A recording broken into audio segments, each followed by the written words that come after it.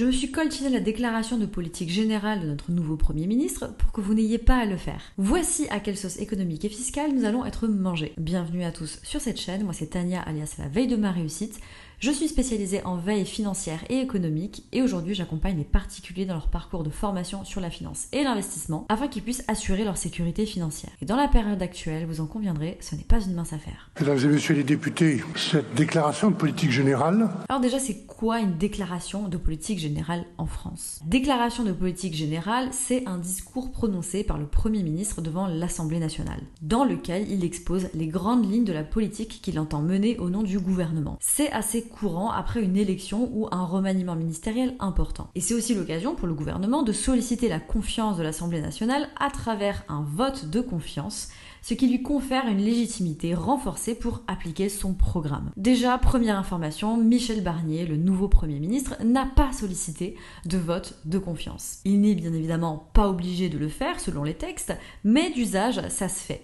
Mais vu l'absence totale de majorité absolue, je pense qu'il a voulu s'éviter un camouflet d'entrée de jeu. Parlons des grandes orientations du gouvernement. Qu'a dit le Premier ministre ? Déjà, je tiens à préciser ici que je vais me focaliser sur les informations qui ont un intérêt économique et financier et fiscal. Le reste, c'est pas ma came, comme on dit. La deuxième chose que j'aimerais dire, c'est que ce discours a été prononcé dans un truc qui s'apparentait davantage à un cirque qu'à un hémicycle de gens qui ont été élus par le peuple. Ça vociférait dans tous les sens.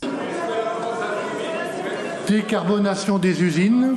Ça coupait la parole, j'ai eu énormément de mal parfois à comprendre ce que disait le Premier ministre tellement ça braillait dans tous les sens et franchement ça m'a choqué. Bref, passons aux annonces. Axe numéro 1, le Premier ministre a annoncé que les finances publiques sont dans un état grave. Alors ça, on le savait déjà, mais ce qu'il propose pour y remédier, c'est tout d'abord une réduction des dépenses, super, on s'y attendait, mais surtout, je cite, un effort ciblé et limité dans le temps. Un effort partagé dans une exigence de justice fiscale. Demande aujourd'hui un effort ciblé, limité dans le temps, un effort partagé dans une exigence de justice fiscale. Il a dit le mot justice fiscale.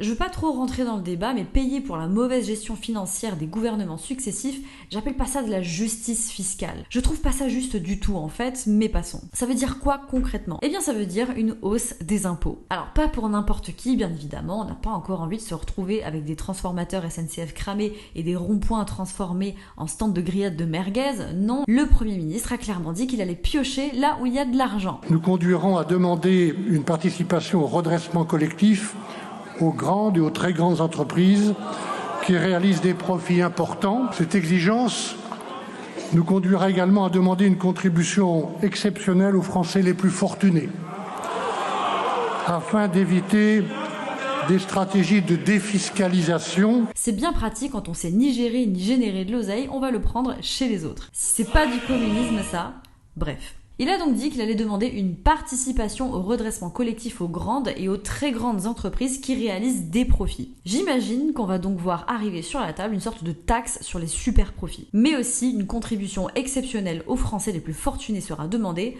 afin, je cite, d'éviter des stratégies de défiscalisation des plus gros contribuables. Axe numéro 2, l'autre mesure annoncée par le Premier ministre, c'est la lutte contre la fraude fiscale et contre la fraude sociale. Nous lutterons résolument contre la fraude fiscale et contre la fraude sociale, y compris en sécurisant les cartes vitales. Ça veut dire quoi concrètement pour nous ? Eh bien probablement une hausse des contrôles fiscaux, des contrôles URSSAF, sans forcément tomber sur la terreur aussi, on peut imaginer probablement une hausse des campagnes de régularisation. Je pense par exemple aux loueurs en courte durée qui font plus de 23 000 € de chiffre d'affaires à l'année avec leur LCD, qui auraient oublié de se déclarer auprès de l'URSSAF pour payer leurs cotisations sociales. La lutte contre la fraude sociale, je vous fais pas un dessin, le Premier ministre a notamment évoqué les doublons de carte vitale par exemple, et ça c'est plutôt une bonne chose. Il était plutôt temps de s'y mettre. Axe numéro 3, Michel Barnier a parlé énergie. Et oui, dois-je vous rappeler qu'en France, malgré notre production abondante d'électricité,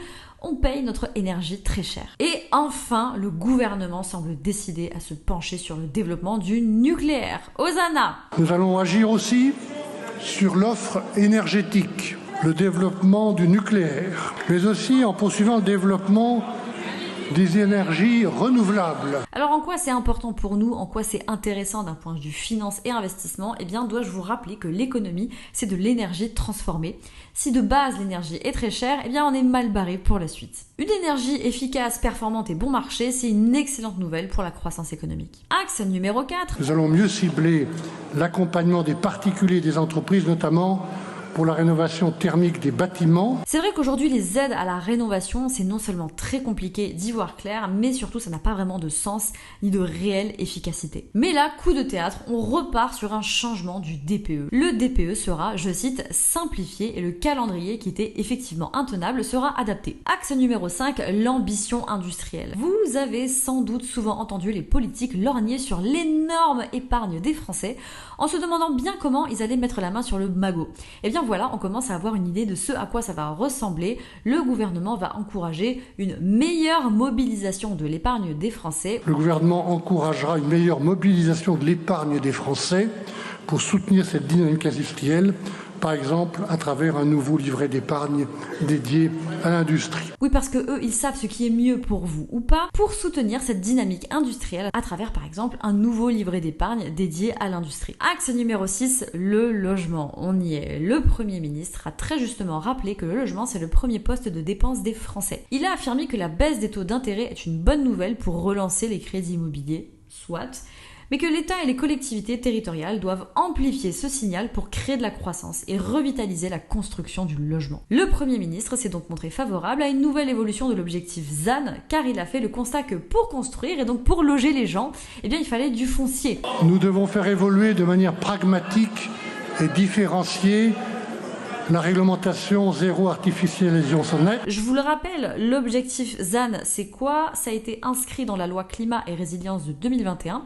L'objectif zéro artificialisation nette des sols visait à stopper l'étalement urbain d'ici 2050 afin de mieux lutter contre les conséquences du dérèglement climatique tout en préservant la biodiversité et les terres agricoles. Comment? Eh bien en entérinant le fait que toute nouvelle surface urbanisée devra être compensée par la renaturation d'une surface équivalente. Et ouais, les principes de compensation, on connaît bien ça en immobilier. Axe numéro 6, toujours dans le logement. Alors là, ça y va. Il nous faut des mesures rapides pour l'investissement locatif et l'accession à la propriété, pour lequel le gouvernement est favorable à l'extension du prêt à taux zéro sur tout le territoire. Nous allons simplifier au maximum les normes qui pèsent sur la construction de logements neufs ou la réhabilitation des logements anciens. On commence enfin à comprendre que pour créer des logements, il faut pouvoir soit en construire, soit rénover ce qui existe déjà. On progresse. Allez, prochaine étape, Michou, tapez un petit peu moins dans la poche des Français et commencez à dégraisser le mammouth. C'est pas en payant des dîners à 300 000 boules qu'on va y arriver. À l'issue de cette déclaration de politique générale, c'est l'opposition qui a pris la parole, et notamment Marine Le Pen qui a confirmé que son parti ne voterait pas de motion de censure a priori. Alors moi je suis pas là pour faire de la politique, pour dire si c'est bien, si c'est mal, si lui il est méchant ou si lui il est gentil, mais le fait est que Marine Le Pen elle dirige le premier parti à l'Assemblée nationale, et ce qu'elle dit doit donc être pris en considération. Et elle a dit quoi, la dame? Elle a dit que la ligne rouge du Rassemblement national porte sur l'alourdissement de la fiscalité et que si hausse de la fiscalité sur les hauts revenus il devait y avoir, ça va devoir se traduire par une hausse du pouvoir d'achat des plus modestes. Alors je sais pas comment ils vont se débrouiller avec ça, en tout cas la ligne rouge a été posée. En parlant de ligne rouge, ça me fait penser à un passage assez rigolo de la prise de parole de Michel Barnier. Ça tire à boulet rouge sur l'opposition. J'ai entendu que certains ont des lignes rouges, parfois très rouges d'ailleurs.